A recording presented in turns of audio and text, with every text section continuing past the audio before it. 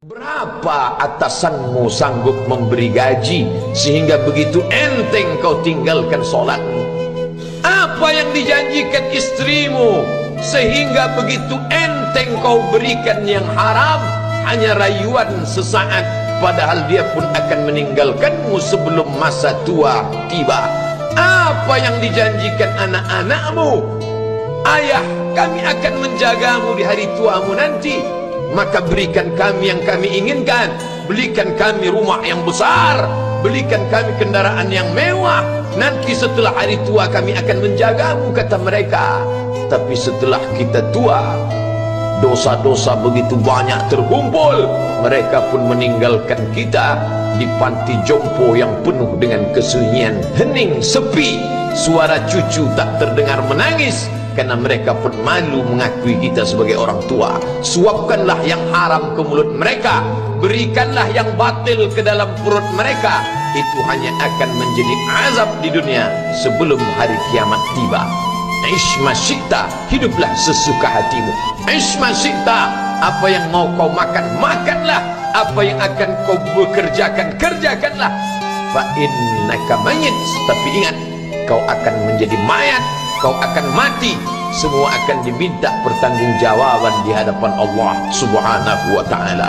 Hari ini orang boleh tertawa, hari ini orang boleh merasa dunia dia yang punya, tapi sampai masanya yang hijau akan berubah menguning, yang kuning akan mati, yang mati akan menjadi debu, yang debu ditiup angin hampa tak bermakna. Lalu apa yang akan dibawa menghadap Allah Subhanahu wa ta'ala? Amal saleh.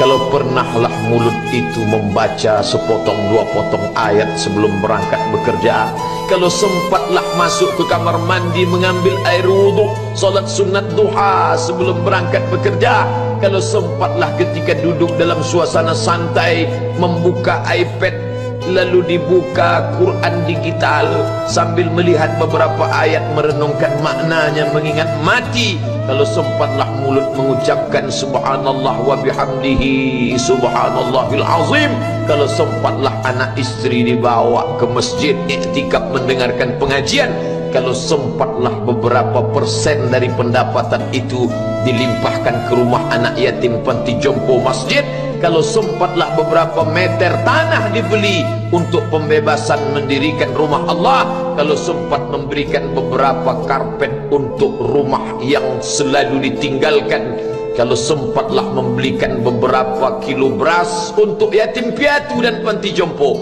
itu yang akan menolong di hadapan Allah. Adapun rumah besar dengan beberapa semen, dengan beberapa busi yang banyak, semua akan menjadi tinggal kenangan. Mereka akan menjual, membagi-baginya. Tanah yang dulu harganya semeter 100.000 sekarang sudah menjadi 5 juta. Mereka akan bagi-bagi itu semua kepada ahli waris. Lalu kita hanya membawa 3 helai kain tipis yang tidak berjahit, dan itu semua menjadi milik orang.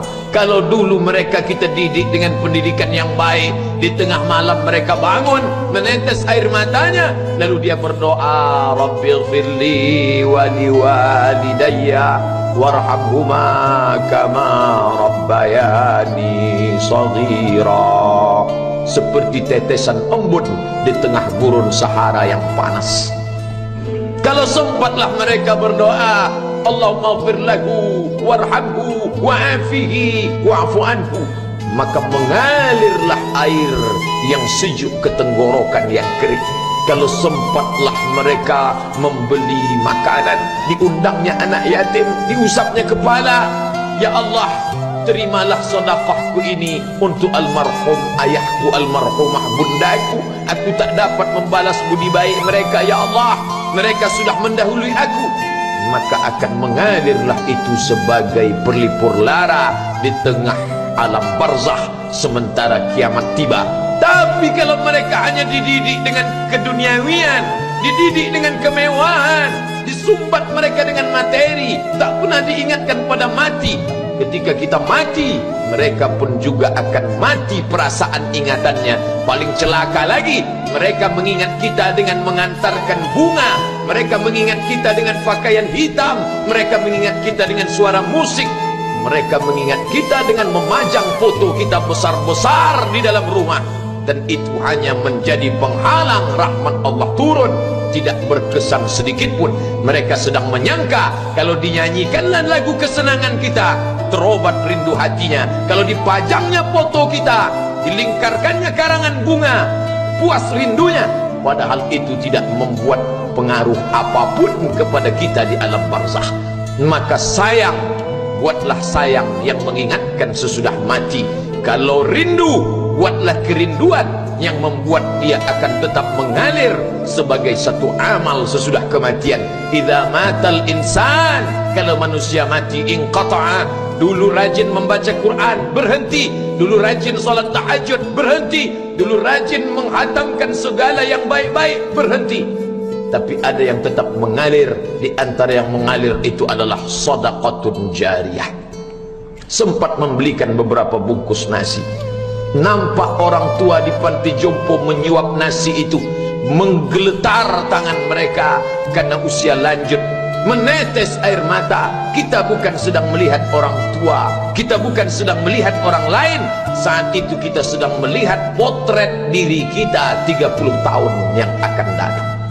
Di mana aku 30 tahun akan datang? Surga, kenikmatan yang luar biasa, tapi dia tidak akan dimasuki oleh orang yang biasa-biasa. Solat biasa, baca Quran biasa, zikir biasa, untuk mendapatkan yang luar biasa. Maka itu bukan perimbangan ibadah yang fair.